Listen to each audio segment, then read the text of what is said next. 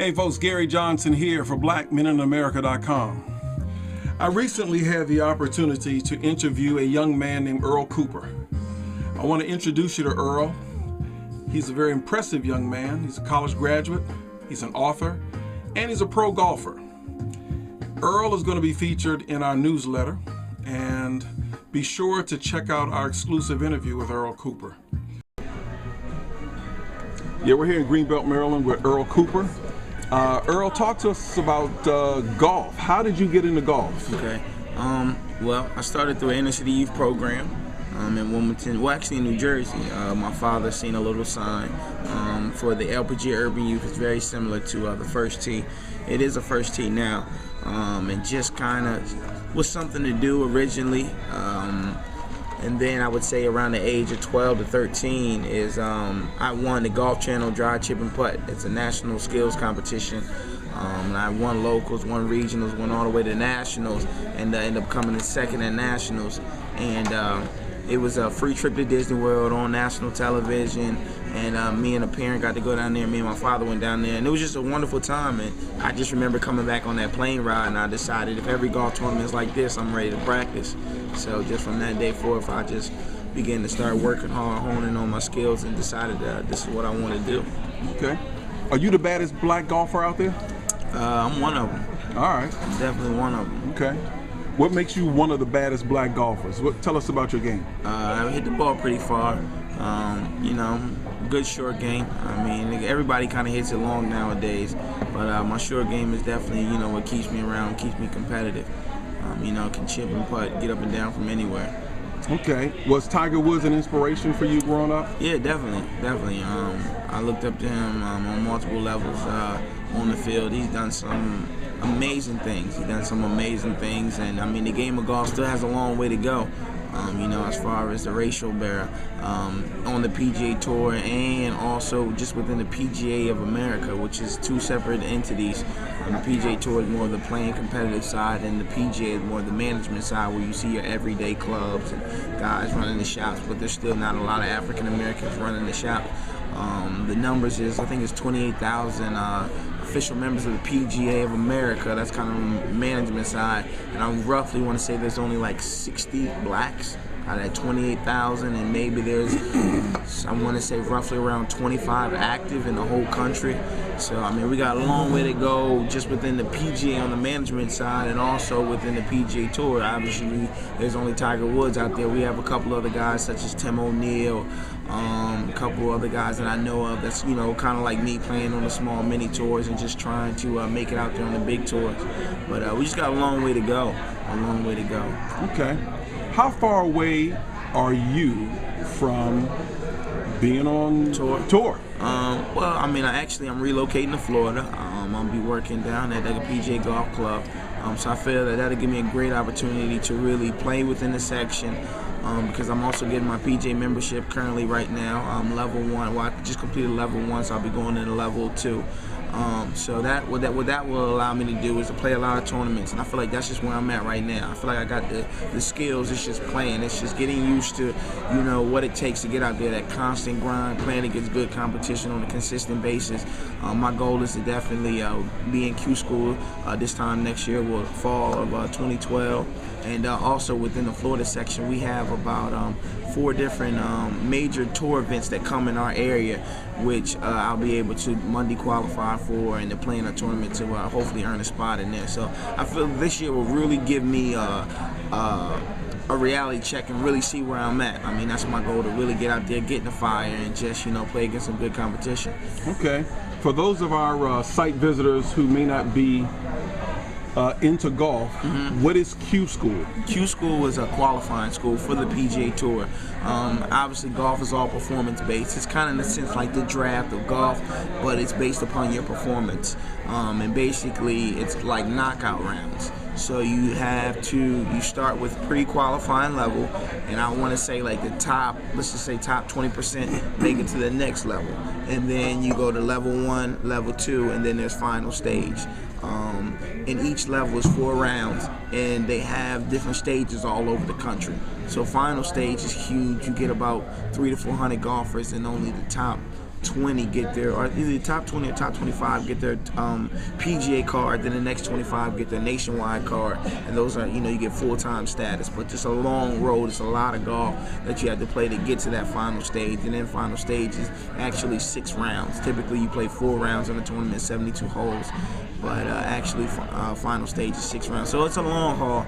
It's a very, very tough journey, but I feel that I'm built for it, and I'm passionate about it, and I'm looking forward to it. Okay. Obviously, over the last 10 to 15 years, Tiger Woods has really got black folks interested in golf. Correct. More folks that, than would ever be interested in golf. Correct. What else needs to be done from your perspective to get more black folks, more young men and women of color involved in the game? Well, yeah, I agree. I mean, there's a multitude of things that need to be done. Anytime that I start speaking on things that need to be done, I always like to address it, personally, and start with myself. And I know some things that I've been doing as far as, correlation with the book. I've been in schools, exposing kids, letting them know that I am a professional golfer. I didn't choose football. I didn't choose basketball. I chose golf, and let them know of the opportunities out there in golf. I feel that that's just the biggest key, exposure. They don't really know of the opportunity out there. Just talking to young kids, there's a lot of programs out there. They dumping a lot of money into golf, and it's kind of just being, I guess, black young kids are overlooking it. They're not really seeing the opportunity in it. Everyone talks about how expensive the game is, but in fact, we spend money. It's just where you spending your money. It's like, okay, well, it's an expensive game. I don't want to do it. But you buy $100 sneakers and different things of that. So you can go out there and get you, a cheap set or a decent set. It's just making that investment and knowing that it will pay off in the long run, as far as the networking, as far as just the business that goes down on there.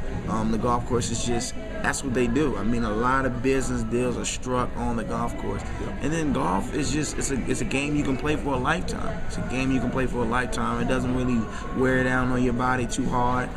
You're out there, you're out there with nature, you're breathing in the air, you have an opportunity to meet people. It's overall a really great game.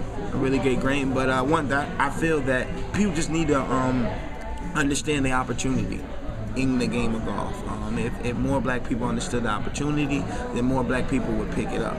They don't understand the opportunity. They just think concentrated, okay, you got to play on tour, you got to be the best. But there's many opportunities outside. I mean, golf is a big billion dollar industry. I mean, from apparel to, equipment to just running a golf shop. That's why I was speaking on earlier with the PGA of America. I mean, we need to see more black faces running golf shops so they get more accustomed to, when they come in there, they know how to serve that customer. Okay. What is the best thing about being Earl Cooper? I like to say that I am living a dream. I am living a dream. I have a thing called Dream Big. We got a website coming, earldreambig.com. And it's Dream Big, B-I-G, because I'm great. And Dream Big because dreams do come true. At the age of 22, I feel I've been able to do a lot of things. I have a great support system. And it's just, anytime you get an opportunity to impact children, I just was in a 4th grade class on Wednesday. And when you go in there, you just see kids with potential, and it's unbelievable to say that I have an opportunity to impact their life in such a positive way. And, kids telling me, thanks for coming. I want to be just like you when I grow up, Mr. Cooper, and I'm only 22. That's an honor. That's an honor, and, I just feel that so far, there's 3 keys to success that I believe in, putting God first, working hard, and staying humble. And I just been able to stand on those 3 principles, and it's been a dream so far. Okay. A couple questions to follow up to round out this thing. Who's been the most influential person in your life? My father. I would have to say my father. Tell us about your father. He's a remarkable man. He's been married to my mother for 28 faithful years. He's definitely made a lot of sacrifices for me and my family. Golf is an expensive game. I mean, as a young kid, I had an opportunity to play in Miami. I played in San Juan, Puerto Rico. I played in Freeport, Bahamas. I played all up and down the East Coast, and those things weren't free.